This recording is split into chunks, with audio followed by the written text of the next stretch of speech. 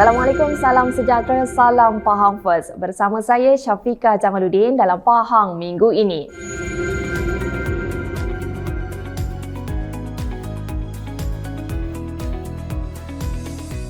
Jangan sampai biduk yang ditumpangkan akhirnya mahu menentukan haluan nakhoda. Jangan sampai kerana terlalu murah hati, tuan rumah pula dipersoalkan haknya di rumah sendiri. Demikian titah ke bawah duli Paduka Baginda Sultan Pahang, Sultan Abdullah Riayatuddin Al-Mustafa Billah Shah berhubung isu tuntutan oleh golongan bukan warga negara di negeri ini. Baginda menegaskan bahawa kedaulatan negara perlu dipelihara tanpa kompromi, manakala hak warga negara wajib dijunjung dan dilindungi berlandaskan undang-undang. Islam mengajar kita untuk berlaku ihsan terhadap mereka yang ditimpa musibah, kehilangan tanah air serta menjadi mangsa peperangan dan penindasan. Namun rahmah yang dianjurkan agama tidak pernah bererti kita mengabaikan kedaulatan negara atau membiarkan belas ihsan melampaui batas yang ditetapkan oleh undang-undang. Sesungguhnya belas ihsan itu lambang kemuliaan sebuah bangsa. Tetapi kedaulatan negara adalah amanah yang tidak boleh digadai.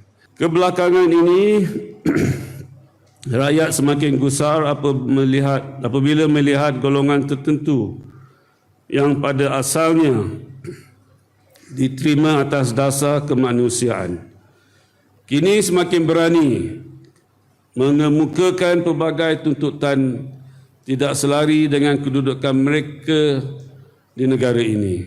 Menurut Baginda, bantuan kemanusiaan dan sifat belas ihsan yang diberikan kepada golongan yang ditimpa musibah tidak seharusnya disalah tafsir sehingga menjejaskan kedaulatan negara atau melangkaui batas yang ditetapkan. Baginda turut mengingatkan bahawa rakyat Malaysia sememangnya terkenal dengan sifat pemurah dan berperi kemanusiaan. Namun, kemurahan hati tersebut tidak boleh dianggap sebagai satu kelemahan. Titah Baginda, peristiwa hijrah Rasulullah SAW mengajar umat Islam bahawa sesebuah masyarakat perlu dibangunkan atas asas keadilan, kedaulatan dan undang-undang.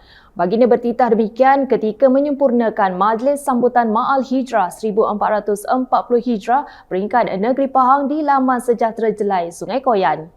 Kerajaan Negeri Pahang terus komited memperkasa Institut Tahfiz melalui pelbagai bentuk bantuan dan sokongan bagi memastikan pembangunan pendidikan Islam di negeri ini berjalan secara lebih teratur dan berdaya saing.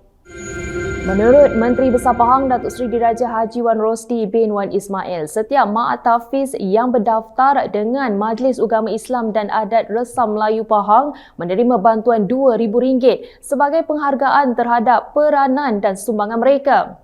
Beliau berkata jumlah institut tahfiz berdaftar di Pahang meningkat daripada hanya 29 buah pada tahun 2018 kepada 141 buah pada masa ini, sekaligus mencerminkan perkembangan positif sektor pendidikan tahfiz di negeri ini.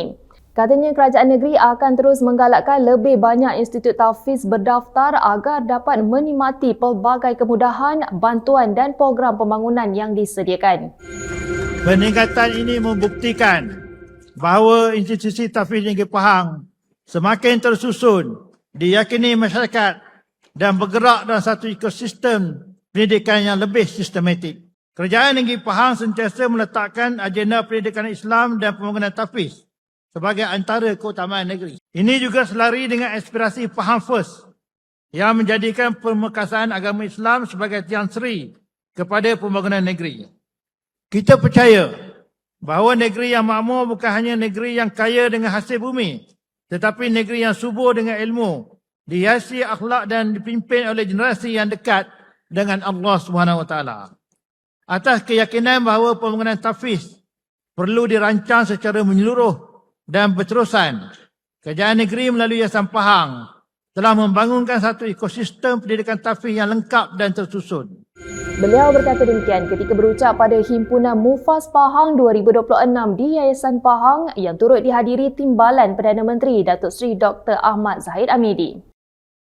Program Ziarah Makmur sempena Program Sentuhan Rakyat Makmur PSRM Daerah Bera bukan sahaja menyantuni golongan memerlukan, malah memberi pendedahan kepada masyarakat mengenai pelbagai bantuan dan perkhidmatan yang disediakan kerajaan negeri. Program itu diketuai Setiausaha Kerajaan Pahang Datuk Seri Nazri Abu Bakar yang menziarahi beberapa penerima bantuan dalam kalangan warga emas dan orang kelainan upaya OKU di Felda Tementi.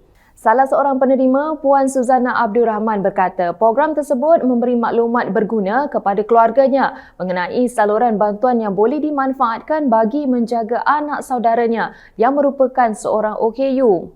Dia sejak sakit 2016. Kemarin satu keluarga, lima beranak, seorang meninggal. Opah dia meninggal. Lepas accident tu, kesihatan mak dia merosot. 2018 mak dia meninggal. 2021 tu abang dia meninggal accident. Accident langgar lembu. Tinggal ada seorang. Ayah dia 2011 meninggal. Pneumonia. Pandangan saya banyak manfaat lah. Daripada yang kita tak tahu. Kita boleh tahu banyak lagi saluran bantuan lain-lain yang kita tak tahu sebelum ni. Dia pemudahkan urusan air dia lah. Untuk masa depan lah. Sementara itu, Puan Nur Azizah Nur Sin berkata program seperti ini membantu masyarakat mendapat maklumat yang tepat berkaitan bantuan kerajaan terutama bagi keluarga yang menjaga warga emas dan pesakit yang memerlukan sokongan berterusan. Buka mata lah orang kata macam sebelum ni. Memang tak ada siapa pun datang tanya ke apa benda memang tak ada. Jadi bila dia datang tu kita orang pun seronok juga. Mak pun okey juga. Maknanya kita boleh tahu kan apa salur mana yang kita kata nak minta tolong ke ataupun salur mana kita nak bertanya nak apa. Sebelum ni macam mak tu jatuh itu nak cari meja pula katil tu kan. Katil tu semua nak cari kita pun tercari-carilah nak cari kat mana ni. Nak pergi kat mana sebelum ni kita tak tahu kan. Kalau macam ni bila dia dah bagi tahu kat mana kita pun dah tahulah kan nak report ke mana, boleh cari siapa yang kita perlu kan. Baiklah, berita itu tadi mengakhiri Pahang minggu ini pada kali ini. Terima kasih bersama kami. Assalamualaikum.